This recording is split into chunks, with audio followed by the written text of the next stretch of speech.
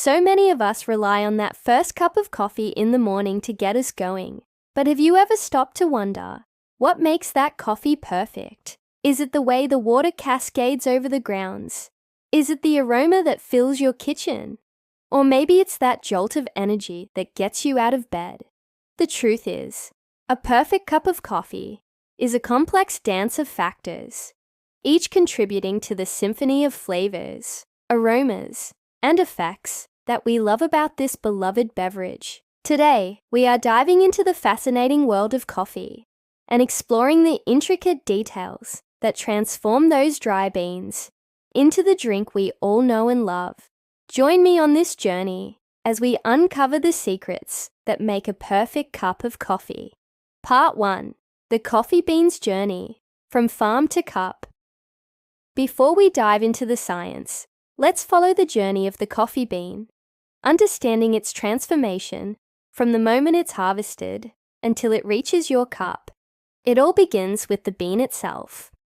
Did you know that not all coffee beans are the same? The type of bean you use has a significant impact on the final cup. Arabica beans, known for their smooth, aromatic flavor and slight acidity, are the most popular choice among coffee connoisseurs. On the other hand, Robusta beans, with their higher caffeine content and more bitter taste, are often used in blends or for instant coffee. Once you've chosen your bean, it's time to consider the origin. Coffee grown in different regions has unique characteristics. For example, beans from Ethiopia often have fruity, floral notes, while Brazilian beans tend to have a richer, chocolatey flavor. The altitude and climate where coffee is grown also play a role.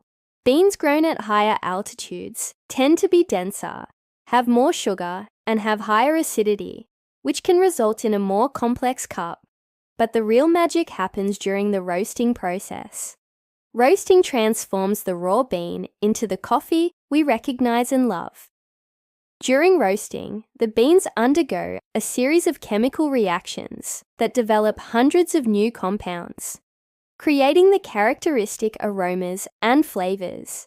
Light roasts preserve the original characteristics of the bean, while dark roasts bring out deeper, more intense flavors. Finally, we come to grinding. Grinding the beans just before brewing ensures that you get the freshest cup possible. The grind size also plays a crucial role in the brewing process. A finer grind has more surface area, which means it will extract faster and produce a stronger coffee. Conversely, a coarser grind will extract more slowly, resulting in a milder brew. Now that we've covered the basics, let's explore the science of brewing. The way you brew your coffee has a profound impact on the final product.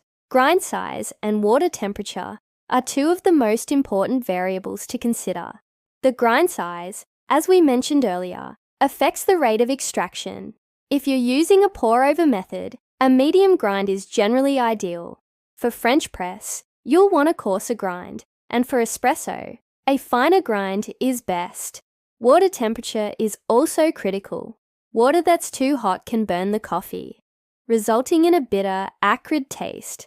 On the other hand, water that's too cold won't properly extract the coffee grounds.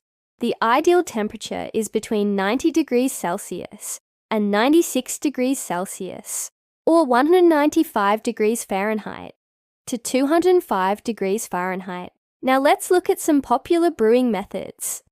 Pour-over methods like the Hario V60 or Chemex allow for a clean, crisp cup of coffee by controlling the flow of water over the grounds. French press, on the other hand, produces a full-bodied rich cup by immersing all the grounds in hot water.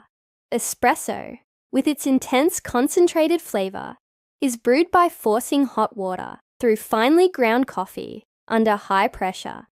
Cold brew, a low-acid smooth alternative, is made by steeping coffee grounds in cold water for an extended period. Each method extracts different compounds from the coffee at different rates, which is why the same bean can taste so different when brewed using various methods. The goal of any brewing method should be to achieve optimal extraction. Under-extracted coffee can be sour and lacking in flavor, while over-extracted coffee can be bitter and unpleasant. Part 2. The chemistry of coffee, a complex brew. Coffee is not just a delicious beverage. It's a complex chemical concoction. Understanding the chemistry behind your cup can enhance your coffee experience. Let's start with the star of the show, caffeine. Caffeine is the stimulant that gives us that familiar energy boost, but it's not directly responsible for the flavors we associate with coffee. Instead, it's the hundreds of other compounds produced during roasting that contribute to the rich, diverse taste of coffee. One of the most significant chemical reactions that occur during roasting is the Maillard reaction. This reaction occurs between amino acids and sugars in the presence of heat, resulting in hundreds of flavor compounds. It's this reaction that creates those deep, roasted notes we love in our coffee. Acidity is another key element of coffee's flavor profile. Acidity gives coffee its brightness and liveliness. The level of acidity in coffee depends on factors like the type of bean, processing method, and roasting level. Bitterness, on the other hand, is often the result of over-roasting or over-extraction. Ideally, a perfectly balanced cup of coffee will have a pleasant acidity without being bitter. But what about sweetness in coffee? You might not immediately think of coffee as sweet, but it does have a certain inherent sweetness that balances the acidity and bitterness. This natural sweetness develops from the sugars present in the coffee beans during the roasting process. Part 3. Brewing techniques. Unlocking the best flavor. Now that we understand the science of coffee's flavor, let's explore brewing techniques that unlock the best flavor from your beans. As we mentioned earlier, grind size and water temperature are crucial, but there's more to consider. The ratio of coffee to water is another important factor. A common starting point is 1 to 15, which means 1 part coffee to 15 parts water. However, this ratio can vary based on personal preference and brewing method. For example, you may want to use more coffee if you're using a pour-over method, or less if you're making cold brew. The quality of water also plays a role. Water with a high mineral content can affect the extraction process, leading to a less flavorful cup. Filtered water is generally recommended for brewing coffee. When it comes to brewing methods, each one has its own set of considerations. Pour-over methods require a steady, controlled pour to ensure even extraction. French press, with its full immersion technique, needs a coarser grind to prevent over-extraction. Espresso requires a pressurized machine to force hot water through the grounds at high pressure. Cold brew, on the other hand, is all about steeping coffee grounds in cold water for an extended period. In essence, choosing the right brewing method depends on the type of coffee you're using and the flavor profile you're aiming for. Part 4. Coffee and your health. Beyond the buzz. Coffee is more than just a tasty beverage. It's deeply ingrained in our daily rituals. But beyond the caffeine kick, coffee offers a range of health benefits. Coffee is rich in antioxidants, which help protect cells against damage caused by free radicals. Some studies suggest that moderate coffee consumption can reduce the risk of conditions like Parkinson's disease, Alzheimer's disease, and type 2 diabetes. Caffeine, the stimulant in coffee, has various effects on the body. It can improve cognitive function, alertness, and mood.